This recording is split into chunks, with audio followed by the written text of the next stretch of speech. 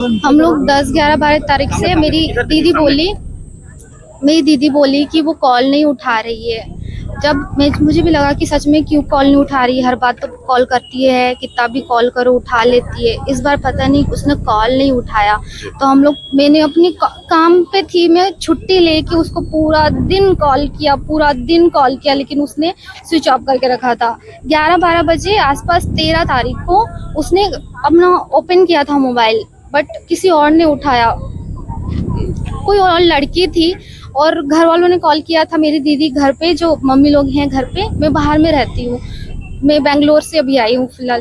तो वो दीदी कॉल की थी, तो उन्होंने बहाना बताया कि वो नहा रही है, वो सो रही है बोली। और जब मैंने कॉल किया था तो उन्होंने बताया कि सो रही है, वो आएगी तो खुद ही बात कर लेगी। और जो अनजान लड़की है वो दीदी की आवाज़ से बात करने की कोशिश कर रही थी, बट हम लोग उसकी बहनें, हम लोग ने पहचान लिया कि वो मेरी दीदी नहीं है।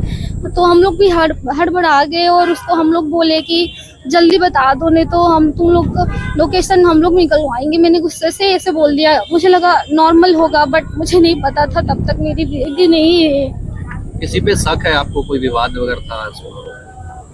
मुझे अभी शक नहीं है, क्योंकि जो भी है वो लोग के बारे में हम लोग कुछ भी नहीं पता। परिवार में अभी हम लोग 7 भाई बहन थे, 2 भाई हैं, 5 भाई बहनें हैं हम लोग। अभी सब हैं फिलहाल। 2 लोग की शादी हो गई है, भैया की भी शादी हो गई, 3 लोग की शादी हो गई है। हाँ, वो अकेले रहती थी, पहले साथ में रहती थी, रूममेट थी उसकी, वो भी 1 महीने पहले चली गई थी। और अभी अकेले रहती, अभी बोल भी रही थी कि कोई रूममेट मिलेगी अभी बोल के, आने वाली है बोल के, बट अभी फिलहाल अकेली थी। कभी भी अकेले नहीं रहती, बस इस टाइम अकेले थी, रूममेट उसको नहीं मिल रहा था तो वो अकेली थी।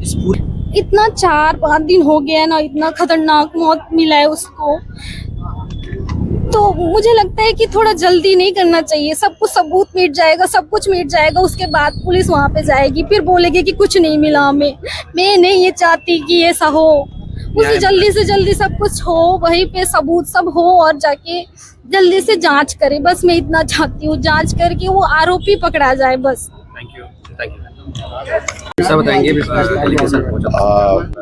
आज पुलिस अधीक्षक कार्यालय में जिला अधिवक्ता संघ के सभी पदाधिकारीगण बड़ी संख्या में यहाँ पर आए और कुमारी आराधना सिद्धार्थ की जो हत्या हुई है इसके संबंध में ज्ञापन सौंपा है। पुलिस हमारे द्वारा ज्ञापन लिया गया है और हमारे द्वारा आश्वासन दिया गया है कि जो हत्याकांड हुआ है इसमें जो भी व्यक्ति दोषी है उसको तत्काल गिरफ्तार किया जाएगा और आगे की वैधानिक कार्रवाई की जाएगी। पुलिस अपना प्रोफेशनल काम कर रही है और हमारे पास कुछ क्लू है, उस पर काम करेंगे, बहुत जल्दी आरोपी की गिरफ्तारी की जाएगी। घटना में क्या अपडेट है? प्रारंभिक जांच में क्या कुछ पहचान हुई है? अभी तो जो पहचान तो स्थापित हो चुका है और स्थापित हो जाने के बाद हम लोग ये चूँकि ब्लाइंड मर्डर है और सारे एंगल खुले हुए हैं, उसमें कुछ संदेहियों को हम लोग लेके भी आए हैं, पूछताछ जारी है और हम ये जानने की कोशिश कर रहे हैं कई एंगल से कि एक्चुअल वजह क्या थी और वो वजह आते ही फिर आरोपी गिरफ्तारी की। क्या मामला सर रेप वगैरह से भी जुड़ा हो सकता है? नहीं, अभी तक तो ऐसी कोई स्थिति नहीं आई है, लेकिन जो कुछ भी है चूँकि अभी विवेचनाधीन है, बहुत जल्द इसमें हम कार्रवाई करके अंजाम तक पहुँचेंगे। उनका यही कहना था कि पुलिस त्वरित कार्रवाई करे और आरोपियों को कड़ी से कड़ी सजा दी।